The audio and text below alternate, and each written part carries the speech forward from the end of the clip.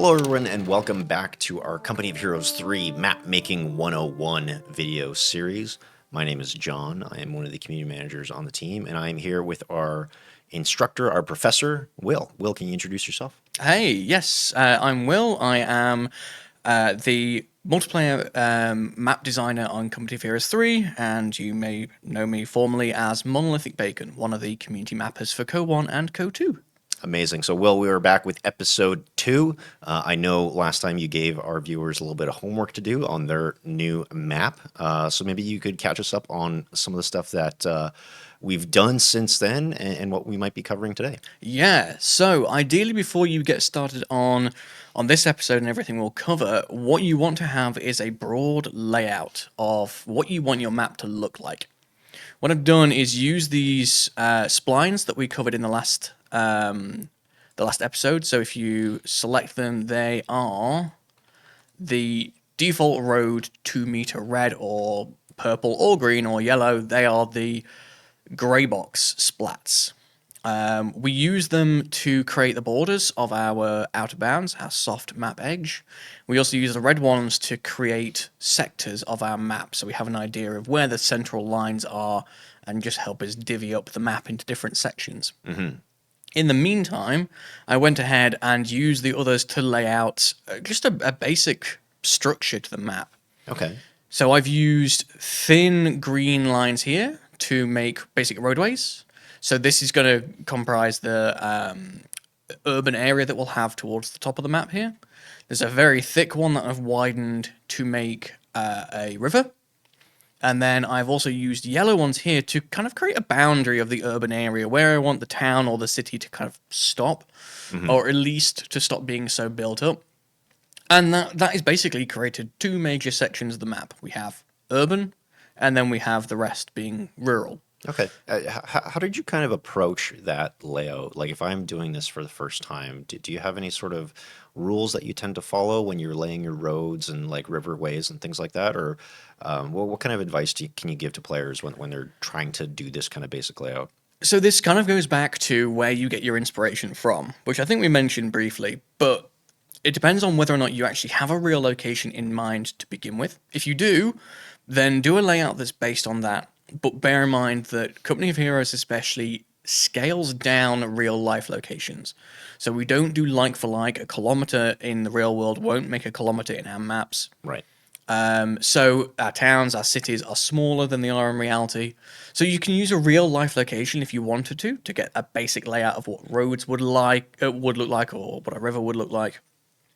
But otherwise, what I'd usually suggest is, depending on how many different components in a map you want, say urban, rural, industrial, I would tend to make the more dense areas, like urban, a smaller portion of your map, especially if it's your first map. So the urban area, I didn't want to be any bigger than a third of our map. It may even be smaller than that. Rural ground is much easier to design and paint and just sort the layout for, so that is what I recommend for the majority. But urban areas are still pretty fun to make, so it's still something I wanted to cover in this series. Right. So we're just trying to capture the feeling of the things that are providing inspiration without kind of recreating them one to one. Very much so, yeah. And I tend to find when I was back in my Co 1 and my Co 2 days, most of my inspiration would come from books. I would just be reading, I wouldn't have maps to work from, I would just get an idea visually in my head of a specific battle or a skirmish that happened, and I would design something based on that. It doesn't have to be one-to-one realistic. It is, at the end of the day, your map. You can make it however you like. Oh, very cool. So you didn't even look at photos or anything, and just off of what you were reading? Pretty much. Like this layout now, this is from experience where I can just sort of eyeball it. Chances are when we start going into this episode a little bit further, we'll start finding that some of the spacing might be wrong, the roads will need widening, the river might be in the wrong location, so things will change, and that's absolutely fine. But yeah, if you don't want to use images, you don't have to. It does help, though. Okay, perfect. Right. So once you've gotten to this step and you've got a basic layout that you want, we're going to jump onto a new tool. Over on the taskbar up here, we have the height map editor. It looks like a little mountain with an arrow pointing up. Oops. When you're on that, you'll be given another painter. It's similar to the painter that we used for the Outbounds, the soft map edge. So this one has got multiple brushes, but the only ones that you'll really need is the one that it already starts on.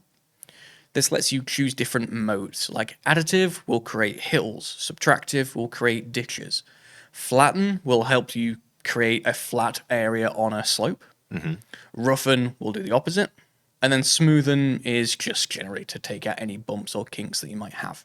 Okay. And as before, you also have a version for the right mouse button. I would usually recommend you leave this on smoothen, so you can keep on smoothing as you go along. The only recommendation I have straight off the bat, though, is to drop the strength of the smooth tool down to 1. 5 is very, very high, 1 is quite subtle. But similar to before, you can also change the shape. If you want to go square or circle, that's absolutely fine. But the rest of the settings I wouldn't worry about too much. On the left mouse button, this is where you'll be changing between additive, subtractive, flatten for the most part. But you might also want to do big chunks of big chunks of your map at a certain height from the offset. In which case, you need to change your brush to the set brush, which is this one over here. Okay. And here you just set a height. If I quickly use the dropper tool, and I just click here, it tells me that my height is 20 meters, which, if you can remember when we set the map up, that was the default we set for the entire map. Right. So if I instead change this now to 30, and I left click, it creates a new plateau at 30 height. For context, if you are used to playing our game, you've noticed that there's a height advantage that goes on. So if units are at high ground against low ground, then you will basically ignore their cover. This height advantage kicks in at about 4 meters difference. Okay. So generally speaking, I'd work in 5s. So if you wanted to have an area that gives a height advantage, make it 5 meters higher, because any smoothing might end up dropping that down to about 4.5, and you don't want it to not have the height advantage, even though it looks like it should. Okay. So for this urban area, I am going to build it a little bit higher than the terrain around it. I'm going to build it at 25, so just 5 meters higher. And because it's a big area I'm going to cover, I'm just going to bump the size up to about 29, something like that. You can do much bigger if you like, not a problem. And I'm just going to roughly follow this yellow boundary. Goes all the way around. You'll notice that it's already got a bit of smoothing on it. That's because I have feather set. So my feather at the moment is on 0.5. If you see the cursor, it has 2 circles. The inner circle will always be at the height that I set, and anything beyond that inner circle will be feathered down towards the terrain height around it. If you take feather off, it will be super sharp. Gotcha. And if you ramp feather all the way up, it will be very soft. So if you want to just make rolling hills on mounds, ramp the feather up. But personally, I just do 0.5, and then I use right click to smooth anything that I want a little smoother.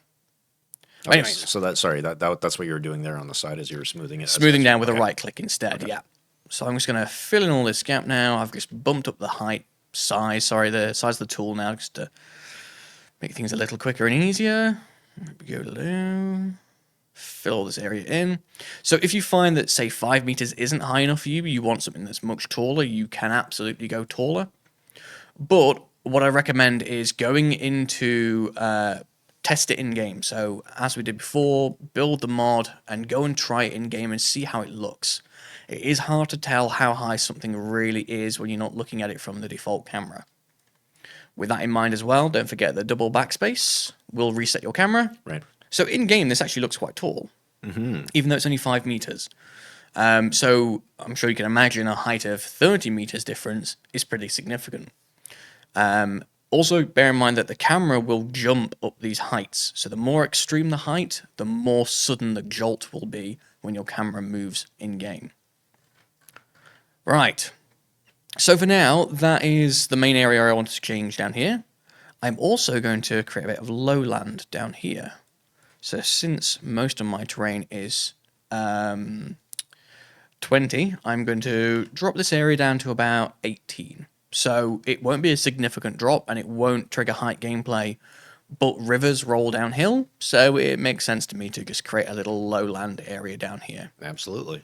And this would be smooth enough once we're done with it. I might even make this bigger since I don't need to follow any restrictions, like the outer bounds of a city. This area will be so smooth eventually, you probably won't even notice the height change. It will just Okay. be a very, very subtle transition. In fact, I can show you what I mean when I use the smooth tool in a moment. So now that we've gotten that, I'm going to smooth from this edge. In fact, I may even ramp up the strength now because I don't need to be too strict. Just smooth off that edge to the point you can barely tell. Yeah. So the question that kind of comes to mind as you're making these decisions about where to add, height or some of these dips, is the balance in your head about sort of the artistic input the artistic vision that you have for the map, and like the gameplay implications for the map as well. And I'm kind of curious, like, how are you kind of making those decisions on the fly? It honestly, it is a little bit of experience that Right. helps you here. This is something that you can only really experiment with to begin with. You'll try it in game and you'll either love it or you won't. Like I know it's a natural thing for most of our community maps to end up being quite flat. Because gameplay is cleaner when the map is flat. You don't have shots hitting terrain. You don't have height advantage to worry about. Right. So it's also one less tool for you to worry about. If this is your first map you're making, you might not want to work with the terrain tool. But yeah, the more things that you add to the map, the more complex it gets. So from experience, I am aware now that every little change I make like this, like here, the urban area, this will have an impact on gameplay. Whereas this little area down here won't. Okay. That is something that you just have to learn as you go along, but don't let it put you off. Again, this is your map. Play with it however you want. If you want something that is more extreme but might impact gameplay, doesn't matter if you're just playing against the AI and you're enjoying playing your own map, or if you're playing something just with your friends. But if you're making something that's competitive, you do have to always keep in mind that there are going to be implications. Art always comes second to gameplay. So making a map look great isn't that vital, really, if the gameplay is bad. Fair enough. But again, it depends on the audience. If it's just for you, you make it as pretty as you like, because it doesn't matter. I'm going to make the prettiest bridge map after this. Yeah, that's the spirit. Okay, so we've got the very basic height mapping. What I haven't done here is add in ramps where the roads are, so I'm going to use the flatten tool. So I need to go back over onto this tool here, away from the set, and I'm going to go for flatten. Now the flatten tool is a bit odd to use the first time round. So let's say I click right in the middle of the slope. What it will do is flatten to that height. Oh, okay. So it's a little weird. Yeah. But you can also click and drag. So if I click and drag from the top here and then down, it creates a bit of a ramp for me. Okay, I see. It's a little janky, but once you start smoothing that out, it just makes very, very effective ramps. Yeah. Janky is my favorite official developer term. Yes, it's something I definitely didn't use in teaching. So I'm going to do the same over here. I'm going to use the flatten tool here, just in a bit of a slope. And then I'm going to smooth outwards. And there we go. We have accessible land. I might actually make this one a little wider. Here we go. So this is more of a steep slope. And then what I can do is use the flatten tool on the road, because I want the road to be flat. Roads generally are. And just smooth out here, and then smooth the terrain around the road. There we go. Yeah, that's not so bad. I'm going to do the same on the other side. So let's flatten, smooth. Lovely. And then same over here. I'm going to make all this a little bit flatter, smooth the lot. There we go. So going back to the height gameplay that I mentioned earlier, if you go back onto the sample brush, you need to be on this tool to use the sample brush. And I click up here. This is still 25 height, and this is still 20. So height gameplay will occur here. But now that I've flattened this area, if I were to click, say, here, it's 23.8. So units stood on this part of the hill won't have height advantage over those down there because it's not 4 meters. Right. Okay. But units at the top of this slope, 24.8, will because it's 4 meters higher than 20 down here. Okay. Yeah. So that's definitely a consideration when we're playing with height like this. Yeah. Now, this is something I wouldn't necessarily worry about too early into your design because things will change. You will go back and you will terraform all over again in some cases. But if you want height gameplay to be a big factor in your map, then try and work around it early on and just see how it feels. You may end up changing it completely. That's perfectly fine. Right. Now we're on to the big one. We're going to start adding some actual assets to our map. And an asset, if you hear me use that term, is going to include everything from cover objects, buildings, walls, the whole lot. You may also hear me use the term props. Props, though, I would usually associate with more art-based assets, things that don't necessarily impact gameplay. Things like flower pots or ivy creeping up buildings, that sort of thing. Okay. So, buildings is a great place to start. Buildings are one of those assets that really help you get an idea of scale. Because I mentioned in the previous episode, scale is one of the hardest things to grasp on your first map. Like the HQ buildings are all well and good, but they aren't also the size of a normal building.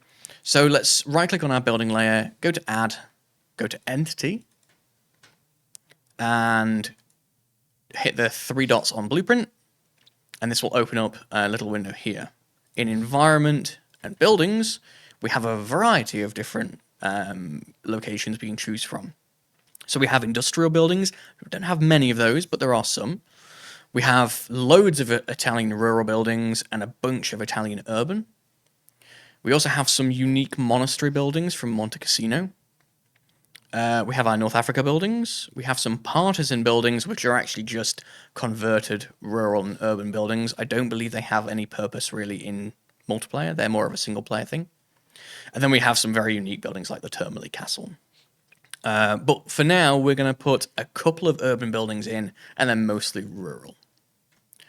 So when you go into a directory, you'll be met with all of these and you may not understand anything that they refer to.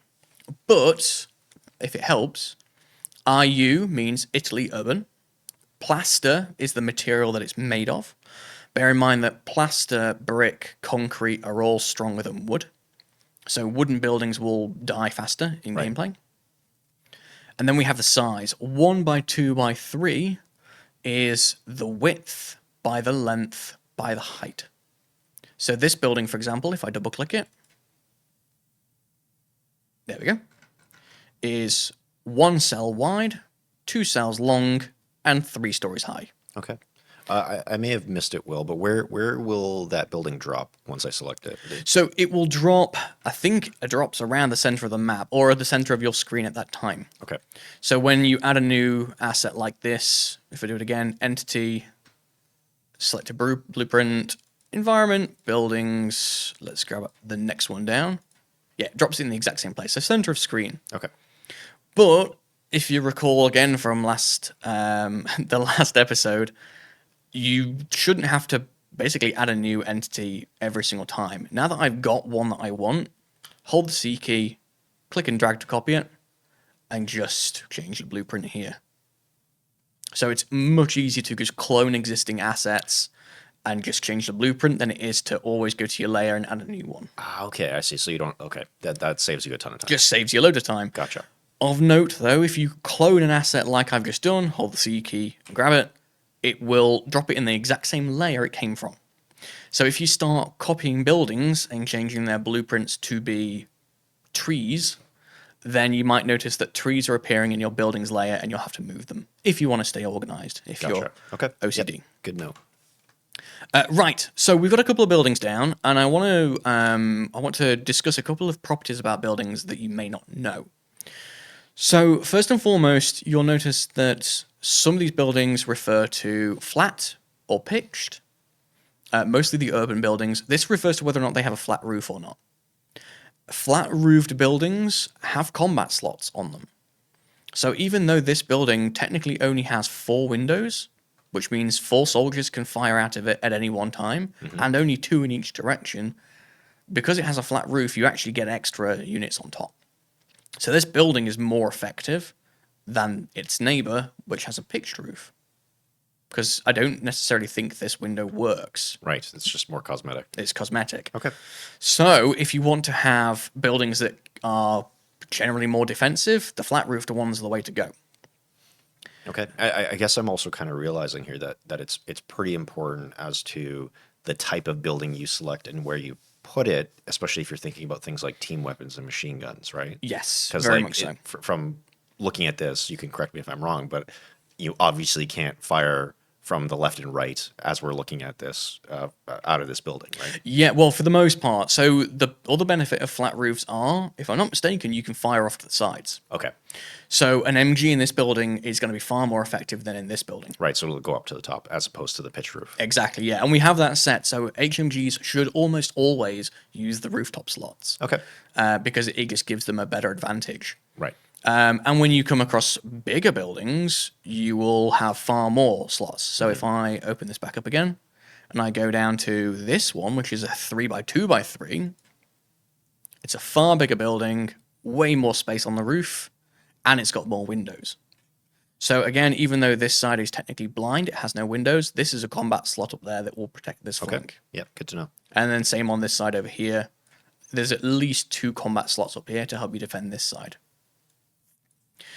But only the urban buildings and some Africa buildings have flat roofs. So this isn't something that you'll see everywhere. And you can also consider this in your design. If you don't want buildings to be too dominant, use versions that have limited windows. That's absolutely fine. Another consideration as well is doorways. So you'll notice that these buildings in particular have got a doorway on the front and a door on the back. Not all buildings have got 2 doors, and not all buildings have 2 doors in mirrored locations. So this door, for example, is off-center, whereas this one is not. So keep this in mind when you're placing your buildings down. It is okay to block doorways. You can have buildings up against each other. For example, if I were to place this one like so, place it up here, this is perfectly fine. So basically what will happen is the doorway that's now blocked will simply not work. These windows will continue to work, and the windows that are inside this building will cease working. So essentially, if a window or a door is blocked, you can't use it. Okay. So the infantry logic is smart enough not to use anything that's blocked then. Okay. You may find that there's some bugs, however, if you have these buildings too close to each other, they're clipping through each other too much. Yep. The cell will recognize that it's being blocked, and even these windows will stop working. If too much of this cell, this window, is inside the neighboring building, it'll just stop working. Okay. I've got a million questions running through my head. They may be a little too complex for this series, but like, let's say we had this building rotated so that it was both of the sides were sort of touching. Yep. Just like that. Like this? Will the combat slots on the flat roof on that side kind of shoot through the top of the pitched roof? Like, would it look weird? Depends if they can see. Okay. So you'll notice when I've got this selected, there's a red box. This is the sim box. This is essentially a hit box of how big the actual asset is. Our sim boxes are not complex shapes. They are cuboids, always. So even though this has got a pitched roof, it technically blocks sight in this entire cuboid. I see. Okay. So units that are on this flat roof probably can't actually see past this building. Okay. There may be exceptions, there may be angles they can, but if I were a betting man, I'd say you probably can't. Okay. No, that's good to keep in mind if I'm slamming buildings close together like that. Yeah. However, that said, if I were to swap this building out, in fact, let me just clone it because I want to use that building. I'm going to go into the rural group. Rural buildings tend to be smaller. So I'm going to go to IR Plaster 2x2x2, which is a 2 width, 2 length, 2-story height. Let's go O2. There we are. This little building here, because it's smaller and its hitbox is smaller, I would wager that these units on this roof can fire over this building. Problem solved. Amazing. As long as enemy units weren't tucked up tight against this yellow building here, Yep. then they'd be able to see them. Okay, sorry, I derailed you enough. No, no, no, that's fine. So it's a good example. Like using a mix of 3 and 2-story buildings in your urban areas is really good. Not only for combat and gameplay, but also so that you can see. You'll notice in gameplay that 3-story buildings are actually quite difficult to see over in the gameplay camera. So you want to have a mix of 2 and 3s so that you have vision of streets behind buildings and things like that. Okay. Italian cities in particular are very tightly packed. You know, they've been around for a long time. They've tried to get as many people as they physically can in a smaller space as possible. So if you are building a very, very dense city, you will notice that sight around buildings is tough. So using a mix of these buildings is a great way to still improve line of sight. Okay. Right, let's grab all these buildings. I'll bound box them. And if you can remember as well, I use Control, Shift, and left click, and it will move them all to my cursor. And I'm going to start just a very, very basic layout on the river's edge here. So let's have a look at where our windows are. This one has no side windows there or there. So what I'm going to do is actually swap this one out. I want to look for a building. Here we go, like this one. This has got side windows, which is perfect. There we go. They don't look too tight. I'm going to leave a gap between these buildings. Plonk this one down. And then this one can be my corner building. Like this. And I'm just going to make very, very basic city blocks. Now, Italian cities very rarely have city blocks. They're actually more uniquely shaped. So what I'm going to actually do is grab this road here and change its shape. So I'm going to right click to add a new node. There we go. It's made a bit of a curve. And that is going to help me make a non-uniform city layout. So now, if I wanted to plant some buildings down here, they won't necessarily be in a straight line, they'll be in a slight curve. Okay. And we have buildings for that.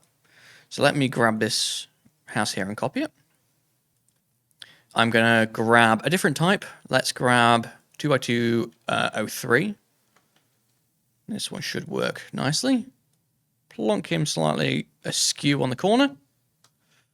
Copy him. And I'm going to grab a wedge building. So if you look through these, you'll see we've got blocker, urban, variants. We've got loads of different types of buildings. We can talk about some of them. Blocker buildings are boarded up, so you can't actually garrison them. So if you wanted to have areas that look like they've been, locked down by civilians, or the military don't want access to doorways, you can use blockers. Variants are just identical to their normal buildings, but they might have a different skin. Urban buildings and grey, tan, they're just different colours of the same buildings. Okay. So what I'm going to do is grab a wedge. So this is another unique variant. And this wedge is a non-uniform shape. It has an angle to it. So I'm going to place this one up against this building here. Just need to change that direction a little bit. There's always going to be some fine tuning. You don't have to be as careful as I am. You can be pretty rough and ready with it. Like here, I've noticed the door is obscured, so I need to change that. Lovely.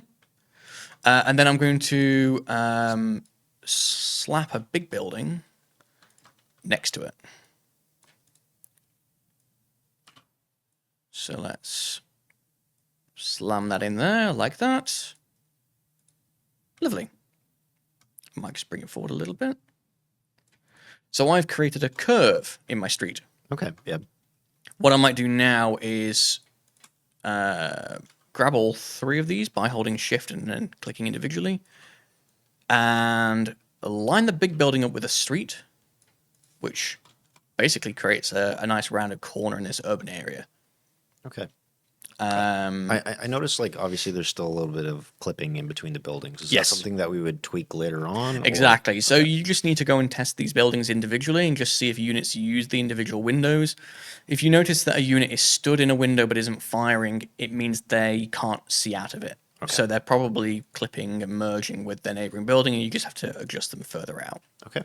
until they work. So there is some playtesting involved, but that's not necessarily a bad thing. Right. I think that's enough of buildings for now. I'm trying to think if there's anything else we need.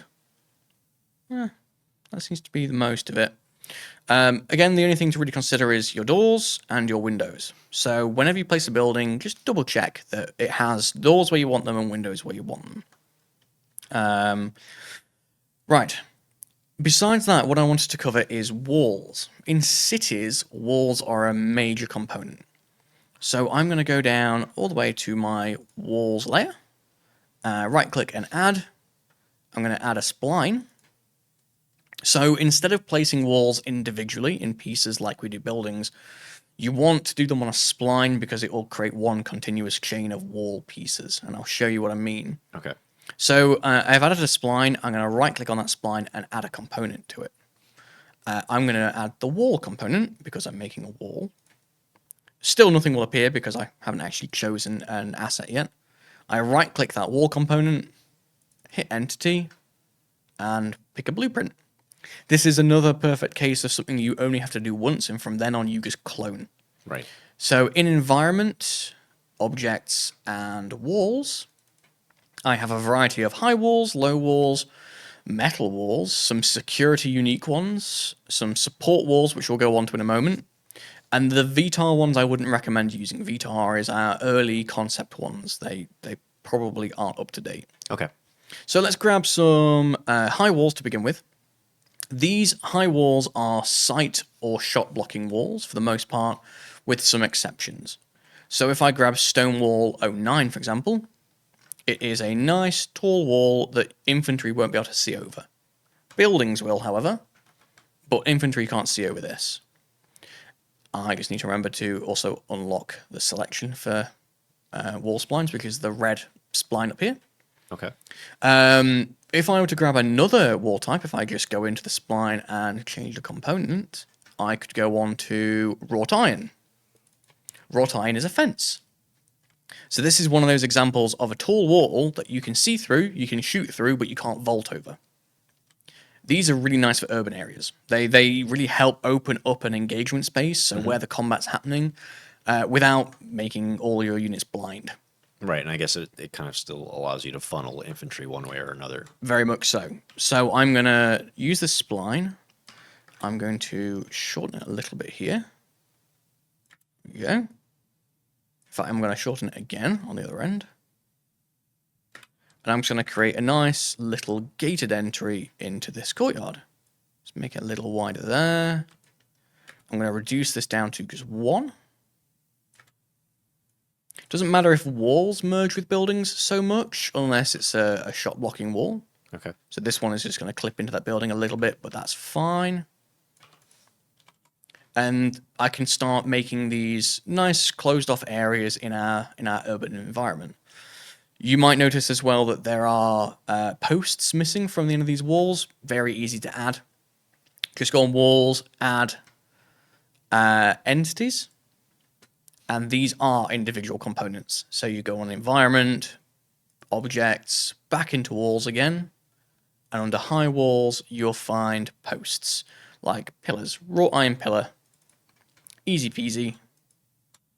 Slap them down where you want them and then clone them. I like that. That'll definitely increase the property value here. Absolutely. We haven't even had hedges yet.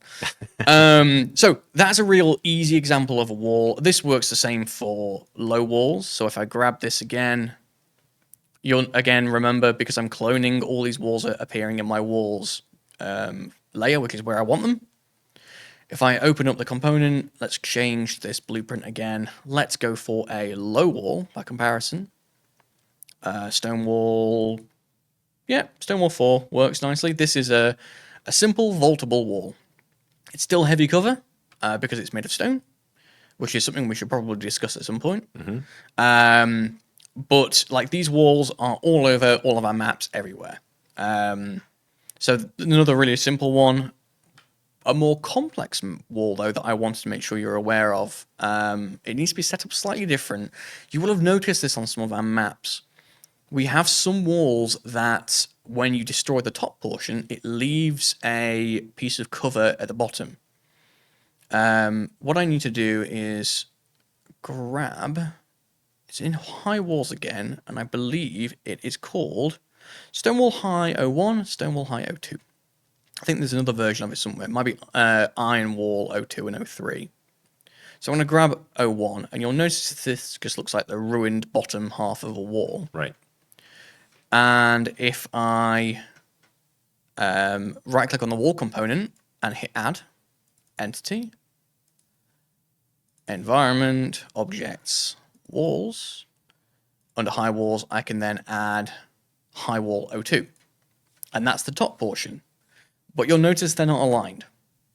So these two components should make one simple wall piece, but because they're in the same wall component here, they're basically being part of the same spline, which isn't great. So what you'll need to do is right-click on the spline again, add a new wall component. I'm going to get rid of Stone Wall Height O2 out of there by clicking and dragging and dropping it into this new component. And then we have a tall wall made out of two different assets. Oh wow, amazing. Okay, and I imagine do we have a few assets that can do this? Yeah, only a couple. So I do believe it is Stonewall High O2 and, if I'm not mistaken, Wrought Iron Wall O2 as well. Yeah, Okay, cool. it is. So yeah, they are a little more complex, but they're very, very useful to make these nice environments that develop as they get destroyed. Right. So once this top portion is knocked out by stray fire, it will leave cover on the bottom half that can be vaulted and used by infantry for the rest of the game. I did have a question as we're talking about walls. Yeah. How do I know which walls can be crushed by heavy vehicles versus ones that can be crushed by light vehicles? Okay. So this is a bigger discussion, but it's an important one. So let me grab a couple of other assets while we're at this. Since that is mostly walls done, because everything in our game, well, every small asset in our game has some form of crush. Crush might not mean anything to you at the moment if you're new to the franchise. If you're not, then you probably have an idea of what I'm talking about. But if I go into Foliage, for example, hit Add, Entity, I'm just going to move it so it spawns here. In the blueprints, I'm going to go to Environment. Instead of going to Objects, though, I'm going to go to Nature. And I'm going to grab a couple of different things here. Trees to start with. Let's grab Oak Hedges 01. It's a nice big tree. I'm going to grab Oak Tree Large. Bigger tree. And I'm going to clone it and grab something smaller. Something like shrubs. Let's grab one of these. And let's grab something that is a blocker somewhere, like Ruscus isn't. Oh yeah, that should work. Right. So we have a bunch of different assets on screen, and these all have different gameplay properties. This is unfortunately something that you have to learn as you go along. You may use an asset and think, I love the look of this, I want to use it, but it may not play the way you want it to. Okay. And unfortunately, that isn't something you can really change. What we've done is design each asset to work as intended, as it looks. So, for example, this big oak tree here is invincible. It cannot be crushed, it cannot be destroyed. I mean, it will lose branches, but because it's such a grounded object, its roots will run deep because it's so big, it simply cannot be taken out of the map. Right. So this is what we refer to as a blocker, a permanent blocker. It will be there forever. This oak hedge, because it's about as big as a tall wall but thicker, this is what we call a heavy crush asset. Heavy crush can only be destroyed by the biggest tanks. So we're talking the Sherman Bulldozer, the Churchill, the Tiger. If it is a big, big tank, then you can crush these. Otherwise, these will be a sight and shot blocker for the majority of the game. If you are used to Co-1, these played a major role in most missions and multiplayer maps. They were everywhere. Okay. Because this allows you to have a map that opens up as the gameplay continues. Then we have bushes. Now, bushes are a little bit of an oddity. There are some different variants of them. This bush down here is technically light crush, so most vehicles will go through it, like the Crowd Shoots and the 4x4. They'll just crush this, no trouble at all. But it will also provide light cover. Anything that is made of wood or is slightly obscuring will generally provide light cover. There are some assets that do not. I believe this is an example of one. This is still Light Crush. It just doesn't provide any cover at all. There are smaller versions of it, for example, where like this is smaller than a rifleman's shin. Okay. So it's not going to obscure much. It makes sense that it doesn't block any movement or sight or shot. That's absolutely fine. Walls are the next step up from bushes and between oak hedges. These are heavy cover, medium crush for the most part. So if it's made of stone or brick, you can assume that most tanks can crush it. So the Panzer IV, the Stug 3, the Crusader, the Sherman, they will be able to crush most stone walls. They provide heavy cover for infantry until they're destroyed. And the same goes for here. The tall stone walls, they behave the same way as the lower ones. They will block sight until they've been crushed or destroyed, and medium vehicles like the Sherman, the Stug, and so on can crush these. It may take a bit of experimentation and a bit of learning to just try out different assets. If something doesn't work as intended, then swap it out for something that looks a little lighter or heavier. So like this wrought iron wall, this tall wall, and this low wall all behave identically when it comes to crush. Okay. But this one is sight blocking, this one can't be vaulted, and this one can. So there are different variants of similar things. Okay. Yeah, I appreciate you running us through that. No worries. There are a couple of other exceptions as well that I wanted to show you. If I go into, where are we? Environment, objects, defenses, metal. You'll notice there are hedgehogs and barbed wire in here. These are the same sort of assets that you can build in game. So if you ask your engineers to build barbed wire or build hedgehogs, these are the same things in maps. Barbed wire doesn't provide any cover, is light crush. So you can place this on your maps wherever you want there to be denied access. Infantry can't get through this, team weapons can't get through it, they need light vehicles to crush it or just wait for it to get blown up during gameplay. And no cover because it's barbed wire. And then the hedgehogs, these are heavy crush, like the hedgerow, because they're designed to block tanks, but they also provide heavy cover. So these should be used sparingly, but they're a great asset if you want cover to last most of the game. These will take a long time to knock out. If you use too many of these in your maps, you'll find that vehicles have a real hard time moving around them, because light vehicles and most tanks can't destroy these. Only the heaviest tanks can, and because they're heavy cover, infantry will use them a lot. Okay.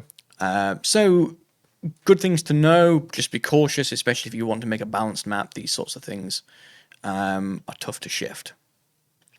And one other example I definitely wanted to show you, if I grab this tree, are rocks. We have a wider variety of rocks in our maps compared to previous games.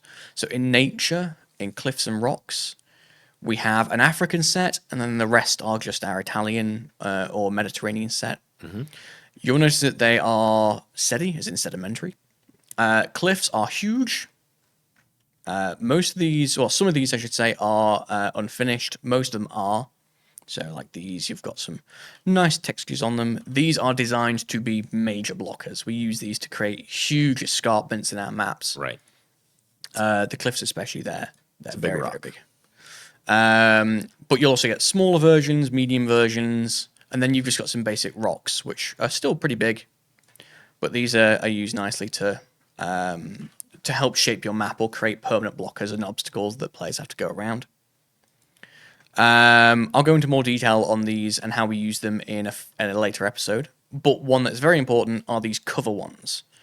So if it says cover small, very small, these are usable assets in maps for cover. So you'll notice this one is about the same size as a hedgerow. You can see over these, you can shoot past them, and they cannot be destroyed. So these rocks, if you're using them on your maps, just be cautious, they can never be removed. Okay. We tend to bury them partially in the ground to make Oh, them I see. Okay, yeah. make them look more reasonable.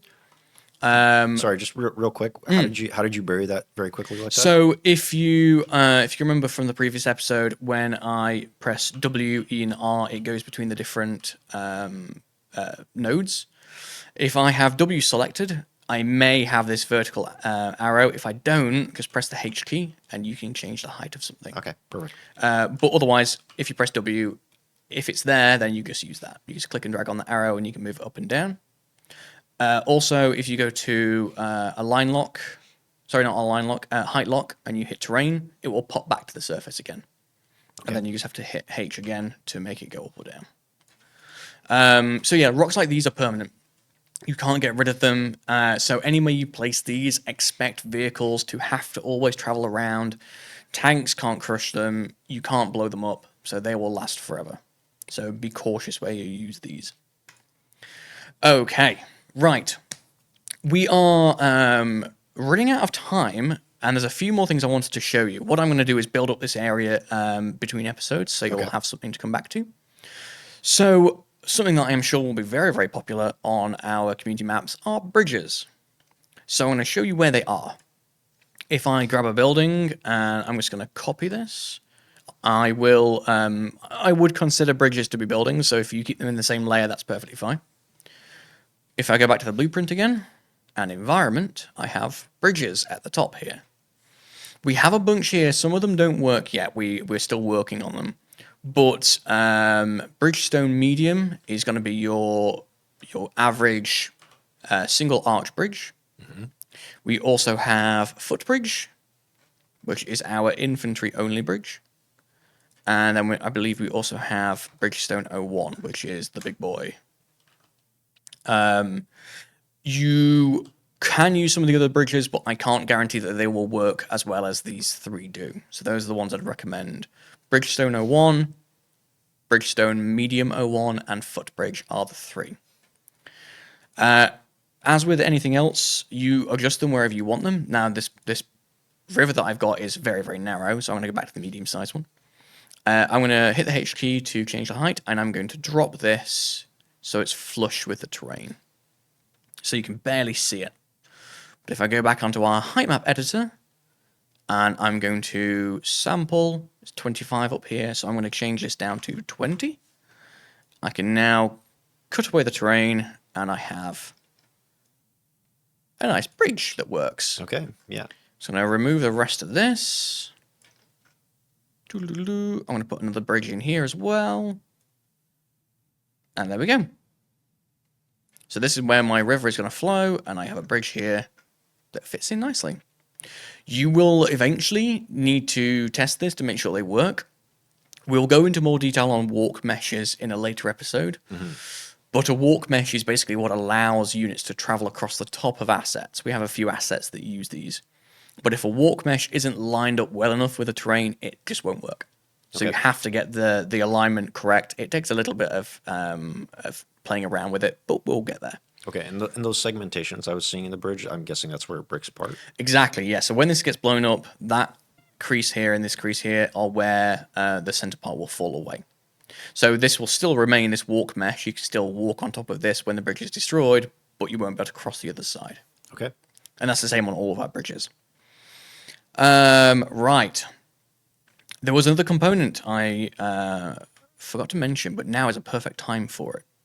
So, if you know some of our maps well, like L'Aquila or Mignano Gap, you'll notice that we have retaining walls, like big stone walls at the sides of cliffs or edges. It helps us accentuate height. I'm going to show you how to add those. So it's another spline. If we go to Add, Spline, I'm going to right-click on it, Add again. I'm going to add another wall component because it is technically a wall. It just behaves a little differently. And then in this, I'm going to add an entity. And in the blueprints, I'm looking for Environment, Objects, Walls, Support. These are retaining walls. So these, if I just grab the first one that comes to mind, which will probably be, let's go for 3. There we go. These look much bigger than our other walls. because they are designed to hold up the terrain. They are designed to be placed up against hillsides or cliffs or things like that. They're big boys. They can never be destroyed. They can't be crushed. They are forever sight and shot blocking. So if you use them like a wall like this, nothing's going to see through them.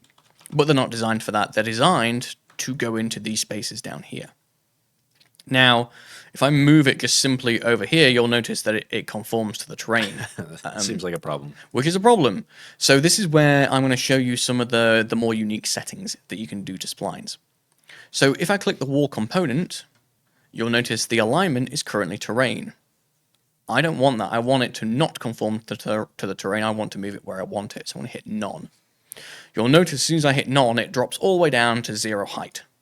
So if I select the spline again, I can hit R, and I can now move it up. It's a bit confusing that this isn't the W key anymore. Splines that aren't conforming to terrain use the R key instead. So just remember that if you're confused why it's not working. If I hit the W key, I can still move it on the flat axis, I just can't move it on a vertical axis. Okay. So what I'm going to do is move it to align to the height of the bridge, like this. Lovely. And I'm going to just move some of these nodes a little bit to follow the length of the river. In fact, I might as well just move this last one here up to where the next bridge is going to be. Okay. And changing those parameters for splines, we could technically do that with any You wall can, or any yeah. spline object. Absolutely. So, for example, if you're building your walls like this on a hill, in fact, here's a great example. Let's drop it down here. So this wall at the moment is conforming to the height of, the terrain's slope, which is perfect. But if it's over here, for example, it's a bit broken because the slope is too steep. Yep. What I might want to do instead is go to the wall component, go to none, and then I just hit the R key, bring it up to the surface. It's quite a ways down, and it will have a footprint to it. So I could have it teetering on the edge of this cliff area here. And there you go. It doesn't fly off the edge of the cliff and start changing its direction. It's conformed to how I want it to. Okay, amazing. The downside of doing this, however, is this wall still has all the same properties it had before.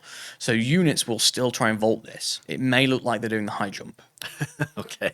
So just keep that in mind. But yeah, you can do that with any of our splines. Another notable as well, I probably should jump on before I leave this for good. You can also select the component inside. So this stone wall, and I can choose whether or not I want this to align to terrain or not. If I move this spline back onto a hill, for example, I can show you what that means. So I'm going to go back to the wall component, adhere to terrain, lovely. Although you'll notice it's got a bit of a crack in the middle of it. That's something we can sort out in a moment. So if I set this to not align to terrain, it's suddenly cleaned up. Because what it's doing is it's tilting on its other axis.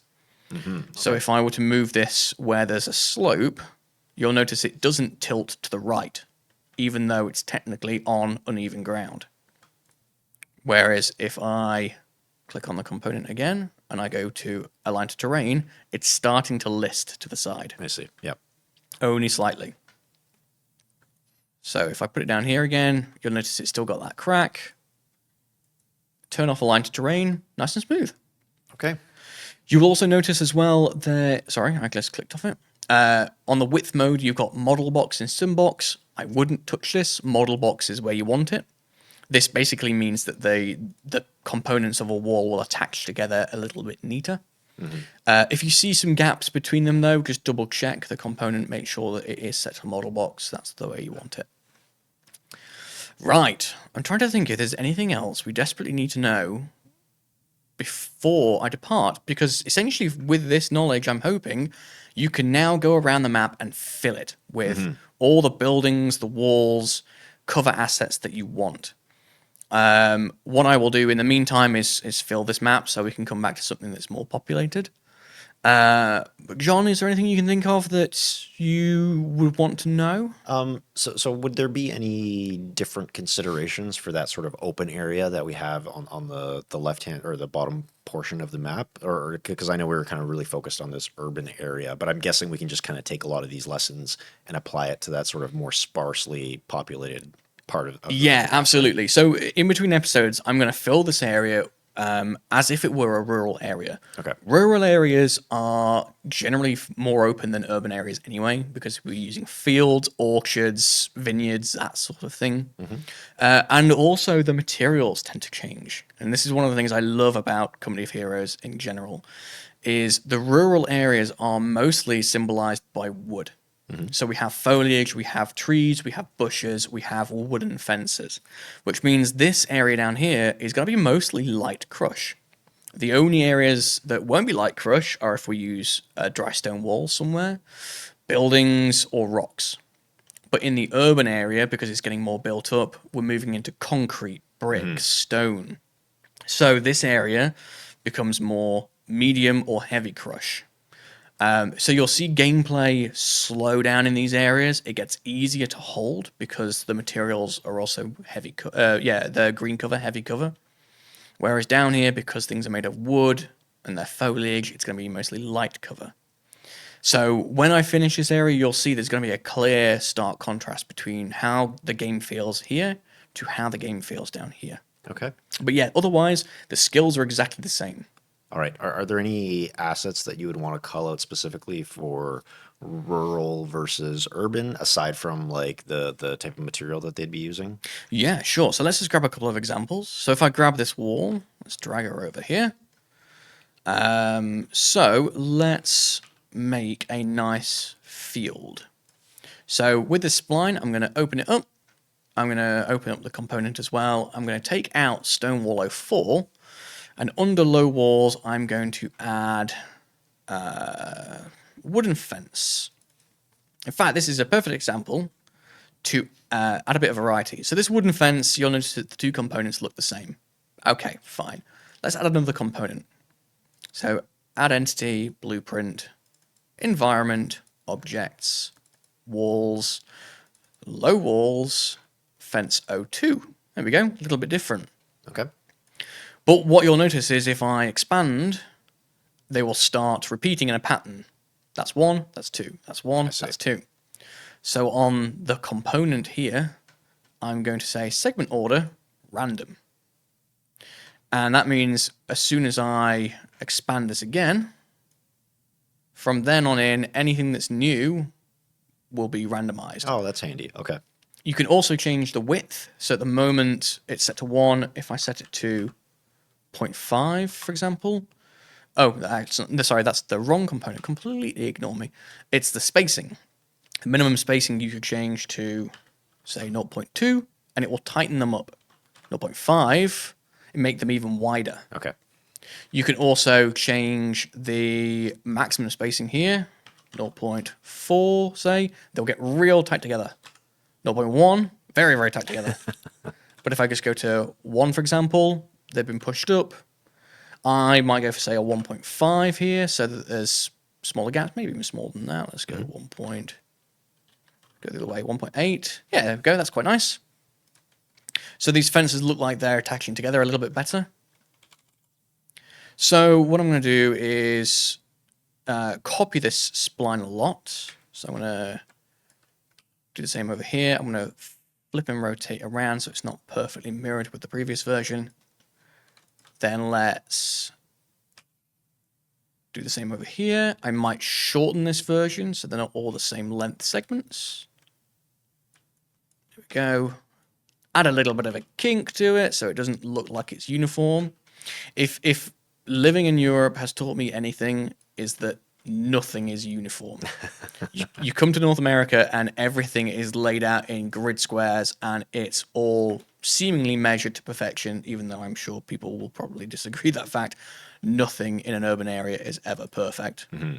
But in Italy especially, same with the UK, everything is just a little bit random.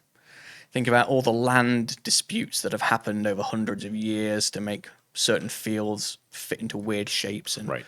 all the buildings built on top of each other after hundreds of years. So here we go, a very non-uniform field. Yeah. Well, I just don't understand how they get the cars down those narrow roads. Yeah, you don't drive. Yeah, in Italian cities especially, you do not drive. I remember going to Rome and seeing a street corner. If you imagine like there's a street corner here, and cars were parked in a curve in the corner, and on the outside of the curve were modern cars. And then as you get further and further into this curve, the cars get older and older. And the car that was unfortunately parked in the very, very far corner was probably from the 40s. And you can't get it out anymore. And because they were parking further and further into the street, you were never going to get it out. So that car's there forever. Anyways, so what you can do to make these fences feel a little bit more realistic is add some foliage to them. In fact, I could even make this whole section of wall here a sight and shot blocker by using this Oak Hedge 01. So I'm going to keep on rotating it slightly. Again, nothing natural is uniform. There we go. So this section of the field now is sight blocking and shot blocking. And again, I guess we would have to just keep in mind the entity that we're using and what can crush it, what could potentially destroy it or not destroy it. Yeah, precisely. And if I grab something smaller like Oak Hedges 03, this is just a small one down here, I can just add some small bushes here. These bushes have the exact same traits as the fence in that they are light crush, they are light cover. So placing them up against fences like this is absolutely fine. Units will just vault them as if they're not there. Okay. And then maybe just to add to the theme of it, let's grab a nice big oak tree and just plonk it right in the middle of the field because some fields have shelter for animals. I love it. There we go. So that is the very, very basics of laying down the core terrain and the core cover of your map. This will take you a while to fill your map with it, but we'll show you the very basics of what it will look like in the next episode before we move on to more of the gameplay concerned part of map design. Okay, amazing. Thanks so much, Will, again, for walking us through all of this. And again, folks, for all of the links to the Modding Knowledge Center and everything else Company of Heroes related, you can find that all in the video description. And Will, I guess we'll be back with episode 3 next time. Do you have any, aside from filling in our map, do you have any homework for us? No, I would keep it at that because that is still a lot of work. So yeah, just put in all your buildings, all your walls. Don't worry about things like roads yet. We'll get there. And don't worry about anything like territory. That's coming up soon. Okay, so we will see you next time. See you then.